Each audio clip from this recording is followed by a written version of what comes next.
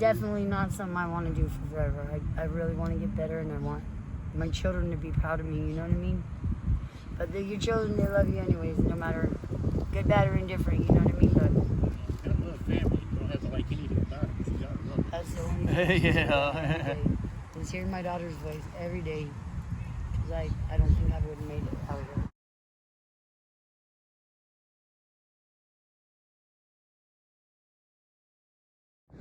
Alrighty, so I'm here with Missy, Mark, and I'm sorry, what's your name again?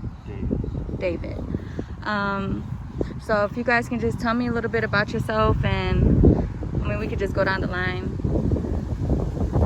Are you guys boyfriend or girlfriend? We were. We're supposed to be better friends. How long are you guys from Vegas? Yeah. Originally from Vegas. Mark, you're from Vegas I also? was born here. Born here? How long have you guys been homeless for? 2.5 years, I think. I've been about 3. Something like that. 5, 3, and 2. And what caused you guys to get in this predicament to be homeless? I prefer the term temporarily displaced. Temporary displaced? Yeah. And why is that? Well, because it sounds so bad. Because I'm not homeless all the time. I mean, when I was 21, I was assistant chef at Saucier at the Pepper Mill for 4 years. And I worked construction jobs, and I worked for a ranch, and I usually worked for a living. And me and my best friend, I was with her for like 36 years, and I was going back and forth between here and Montana about 10 years ago, and helping her out, helping my parents out. My dad had prostate cancer, he was retired, so I helped him a lot, helped my friend out a lot. I lost my niece, who I raised for 20 years, my own daughter. You don't have any kids, biological kids of your own? No, not of my own, but I've raised plenty of them, all my nephews and nieces. And after I lost my niece, about a year and a half after that, I lost my mom. About a year and a half after that, I lost my dad. So I moved up to Montana to help her permanently, help her raise her 2 kids. And she's never supposed to have kids, and she finally had 2 kids after she lost her first one. And after about 3 years up there, she got a septic thing. She got an infection in her abdomen, and her chemo wasn't holding anymore. She had third-stage breast cancer.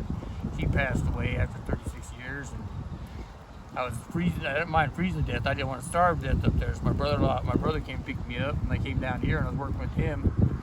He had his girlfriend move in that he was after for a few years, and yeah, we got a falling out between there. The next thing I know, I called the cops on them, and they put me in the mental institution. They couldn't figure out why I was there, and they released me in 3 days.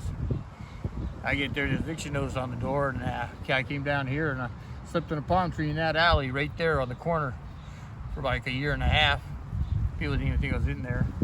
But yeah, I lost everything pretty much, my family and everything. So I was kind of pissed off. I just kind of stayed home. So I used to go over here and work at the Grapevine. I'd volunteer over there. I kind of got promoted to handing out the family bags. You know, had it shoved on me. I didn't even realize it. They kind of tricked me into that. But, and then that small fire, and that closed down. So how's your everyday life now? Well, I get food stamps. I get pretty much my food that I want. You know, I need. And my So you're brother-in-law, able to provide my for yourself? brother-in-law hires me and for work here and there, so I get parts for my bike and stuff like that. This is my only major expense. Other than that, you know, I just do what I do. I check on my friends. Just lost one of them the other day. Big Eric, he passed away. He got a heart attack over here by the furniture store over here by Smith's. I'm sorry to hear that. Yeah. Well, most people in my life disappear every 6 years. So Eric was a prime example of the homeless out here. Eric did a lot for a lot of people. Well, Like, I he got made a him so impression he on a lot wasn't of beating people up. You know, he stopped pounding on people. The last 2 Christmases in a row, we spent out in front of Carl's Jr. all night on Christmas Eve, you know, kicking it, talking because we couldn't be with our families. And he was with his family because all his money went to them. So he just mooched for his beer, and that was it. But we used to hang out in front of there on Christmas Eve and kick it for a while. I missed him this year. It really pissed me off because then he passed away. Yeah, I pretty much lost everything. Everything I ever owned. Was life to the storage unit, and that was all hauled away. And So all my hobbies and everything like that's gone. And I've lost at least 24 bikes out here in the past 3 years. Do you have a plan to ever get back on track? Oh yeah, I do. You know, but it seems like lately, every time you get around and get on track, something beats you down. You know. This stimulus has been a real like I haven't even gone a for real that yet. upper, you know, like because that's a nice little chunk of money that you can actually. Did you receive turn a stimulus something check? around with. I haven't gotten mine yet, but Not yet? I'm supposed to be waiting on it. I had somebody do it for me. It's enough money to turn life around, I would think. You know? Yeah. Yeah, and if you don't turn your life around after getting that, then oh no. my friend passed away out here like 3 years ago, and he, even when he had a normal home, he just loved it out here, like the people and I don't know. I didn't get it. I get it now. There's a certain kind of like freedom that comes with being homeless. You know what I mean? Like me, I don't no have responsibility. a wife. I don't have Oh, any there's children. stress. I don't, you know, if I'm having a bad day or I'm somewhere I don't like to be, it's because I put myself there, Shaggy. you know? Do you ever feel like, because you said you kind of feel like it's a freedom, you know, you can. At some points on a good day, it just kind of feels like freedom. You know? You're not paying rent. You're not paying for gas. You're not paying Yeah. for a car. Like, You're not. even if I had a job, if I got a job in a car and stuff right now, I don't think I would go and get an apartment. I think I would just stay in my car and probably save up cash, you know. Why go pay somebody $1,200 a month when I know that I could just... I mean, you've done this for years, so it's just like, it's nothing new now. It's become second nature to find somewhere to sleep, or even if I don't have money for food, I don't have to go steal it. You know, I know where to go get food if I'm hungry. And the people. And the people there are like really, really cool. Yeah, I mean, some of the most generous people I've met are homeless people. You know what I mean? Look after each other. We look out for each other. If somebody's hungry, you know, we feed them. If somebody's having a hard time, we kind of help them out. So do you It's guys like have having any? a whole separate community? You know, you have your community, and then we have our community. Yeah. No, I definitely agree with homeless people being very generous and very genuine, and you know, just having a big spirit and always being positive, even when they're really down. You know what I mean? So I definitely agree with that. This guy over here named Fabian. He used to be homeless and on a crack addict or whatever, but then he got a job and he got his dog in a house and he was happy. I think it is a lot too that you get so down that it's like, I don't know, sometimes it's hard to get back up into society, into the normal, you know, people. Yeah, when Yeah. depression, like me, when depression hits me, sometimes it's like, it's hard to shake, you know. I'll be for like months at a time, just down. Do you have a plan on ever getting back on the right track, either of you? Yeah. I mean, it's not rocket science, you know.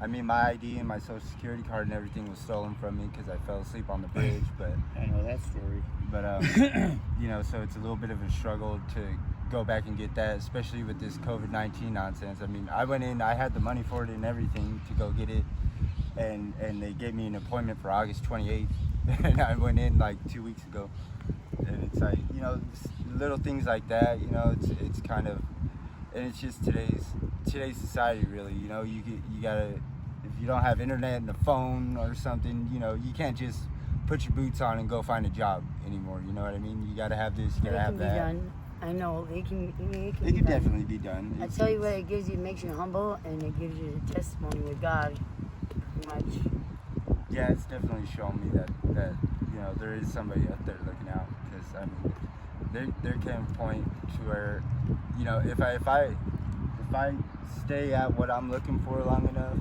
eventually it will be brought to me. You know what I mean? Like, if I stay on what path I'm looking at and keep to it, like. I look at it like it's just people, why are you homeless? You don't belong out here. Like, it's just something I haven't done yet. You know, I've done everything else. I can run any piece of heavy equipment there is. I know every bit of construction from pre-pad to the last shingle on a house. I help my brother-in-law all the time. He owns houses. He owns 3 on this street alone. So, you know, when he needs work, I'm one of the first people he calls, especially if it's difficult. But, So, you know. some people look down, like some people really look down on us too, and it's like, you know, they don't know anything get the about us, flavors you know what I of mean? I've basically been on the street since I was a kid, you know, like I quit living with my mom when I was like 12, 11 years old. How has that been? How was that? You leaving, where did you go? Like, you leaving at a young age? Were you? I didn't really leave anywhere. She just kind of left me, you know. We were packing up the trailer because they didn't pay rent, and the landlord finally had enough and kicked us out of the trailer park. And they had me load up the U-Haul, and then they drove away, and I didn't know where they went. And you were 12 years old? Huh? And you were 12 years old? Yeah. So where did you go? I had friends around the neighborhood, whatever. I just kind of, you know, started being on the street, you know. So you didn't finish school? No. No high school diploma. What grade did you start going to school? I mean, I quit going to school probably the 8th grade. They wanted to get my mom for a child abandonment because I had missed so much school, and she hadn't done nothing about it, answered the calls or talked to them or anything. And then when they left, I just, Okay. I don't know, I just did my thing, you know. It was a little different. Like, I've been on and off the street, you know. And then I moved to Nebraska for 6.5 years, and I had a job in the house and everything out there. Things fell apart with the chick I was with out there, and I left it all and came back here, and it was different being a grown adult, like staying with my sister and shit didn't work out. And it's just like, you know, not knowing the things I know and how to do the things I know how to do is like, I don't really need to stay with her type thing. It's just weird. So do you have any kids? Either one of you? I do have 3 kids. I got my oldest is 21, and then I have a 14-year-old and a 15-year-old. And this affects them in a lot of ways because my daughter, she worries for me out here pretty much all the time. You know what I mean? But they're really good kids. Really good kids. They're all get straight A's. You know, like I got some really good kids that's opposing me through every day. Designed what, like 3 games now? They're very smart. They're with my mother, but it affects them in their life too because they worry out here. That's the thing too, though. A lot of these people are like really charismatic, and they are straight up thieves. You know, thieves and fucking and assholes. Really, you know, they'll do whatever they can to get what you got. And a lot of them are drug addicts. So do you guys have any drug of choice? I'm an alcoholic. Alcoholic? Weed myself. Weed? I like anything. Weed and booze, you know, but that's I've always been that. How long have you been drinking? Oh, since I was a kid, probably about 9. 9. How is it when you drink? Is it just like something immune, or is it? It makes me more calmer, makes me feel better. You know, it's like, I think drinking is even worse than heroin in all of them because you can get it over the counter, you know what I mean? And I don't know anymore because I've just been doing it for so long, but like I can't get drunk or anything, but if I don't have my booze, I'm very sick. So yeah. So is it beer? Yeah. Alcohol is my drug of choice. But I mean, alcohol just makes me, it helps me be more sociable, you know, because I got like anxiety issues and stuff, and alcohol just kind of helps me calm down, and I got like, you know, what is it, schizophrenic, bipolar, depressive disorder, whatever, all that, you know, so it's like, I don't know, anything that kind of helps me from like bugging out, you know what I mean? And then Mark, you said weed? Weed, booze, you know, I usually do it just whenever I do it. Like I'll be over at the food bank and I'll pull a water bottle out and I'll take a swig off it right there, and they know I don't drink water out of the bottle, so they know it's booze. They don't even think about it, you know. I just do it when I do it, you know. There's no set time or anything like that. I think it takes you to a different mindset too, other than the mindset an everyday mindset. You know, like it helps you not think about things or things like that. It helps you deal with them, I guess, maybe. So it blocks out the emotion. That doesn't mean it just helps me relax, so it's hard on myself. I never give myself a break. I'm harder than hell on myself. I'm really hard on myself. That's why if I smoked weed, I would have never dropped out the last half year of high school. I could have stood it, but I just found that I was raised at UNLV as a kid, the first 10 years of my life. So I figured I was expecting more out of high school than that. It was like daycare for teenagers. And I was like, the heck with this, you know. They're not teaching me anything I don't already know. And I do know quite a bit. Astrophysics, everything. So where do you guys sleep at night? Usually I got usually a friend or somebody will let me crash if I want to. You know, I haven't really slept in a tent. Or I'll just come to the park, not necessarily this park, but I don't really stay around here unless I'm visiting with her. But I normally have a tent. I got set up in the middle of the desert. But the people out there got really shady, and being the only girl out there, you know what I mean? Like, Have you ever came across anything dangerous like that? Being homeless for 2 years? 3, sorry. I came across a lot of shady people, and they started robbing all my things out there. So not like violently or anything a like lot that. of people No. tend to know her. You know, people know better than to come at her a certain type of way. You know what I mean? Yeah, Because but there is like, you know, homeless kind of, not that it ties into gangs or anything like that, but it kind of ties into its own category. its own little category, and people know that if they, you know, there's certain people you mess with and there's certain people you don't. You know what I mean? And people know that if Yeah, they so if they before mess it caused any trouble, I just packed up my tent and all my things, and I put it in my friend's backyard. And do you guys get food stamps for food? Yeah. Okay, so you guys pretty much good on the food side. There's food everywhere. I mean, this is Vegas. There's buffets with these A lot of people casinos. go in the trash. A lot of people. Yeah. I'm the only person in my Believe it or desert. not, a lot of people go in the Dumpster, trash. You know? Because this And- world throws away a lot of things. Like, And it it's throws away good a lot. food. It's It's crazy. perfectly good to eat. I've never been sick going into the I know it trash sounds and crazy, eating but food yeah. that I've gotten out of it. The only time I've gotten sick from the food I got out of trash was the guy didn't. You know how you get a new grill and you gotta burn it first to seal it. Well, he didn't do that, so we got sick because he just cooked the food straight off of it like that. But the food itself, I mean, you know when food's bad and when it's not. And believe it or not, I mean, They throw Vegas away a wastes lot a of lot of food. Yep. A lot of food. Vegas throws away enough food to feed the other half of the world. Yep. When I worked at Pepper Mill, we throw enough food away in one day to feed at least 150 homeless people. Because we didn't know, can't use watermelon if the heart falls out of it because it's garnish. And like I said, I was a second chef in Saucier there for 3 years. I worked there for 6 years. It was either you cook or I work construction.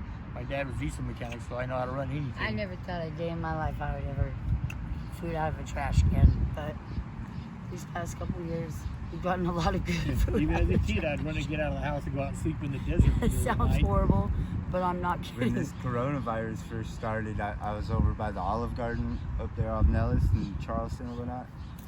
And I mean, it looked like somebody ordered like the whole damn menu and they had it all packed up and ready to deliver it. And then they must have canceled or something. I mean, there's pastas, chicken pasta, meatballs. I mean, all of it. Like, and it was all good food. So what do you guys do to shower or hygiene? There's places you could go and shower. The Horseman's Park will let you go up there and shower and stuff. Or, you know, you take a bird bath. There's a spot up on Sahara, the school up there. You're not allowed to you can't go up there and get completely nude. But, you know, if you go up there with some swim shorts on and you go up there, there's a spot where they let you shower and Oh, I just showered today. It's not, it's not growing out like you're, No, I trim it. See, it gets long, but I trim it. I trim it now and then. there's actually a lot of people who don't mind helping. You know, you wouldn't believe how many people know somebody who's homeless and just, you know, they let them come in. You know, I probably have a good four or five people that I could, you know, I don't live with them, but I could go there, I could keep some stuff there, take a shower.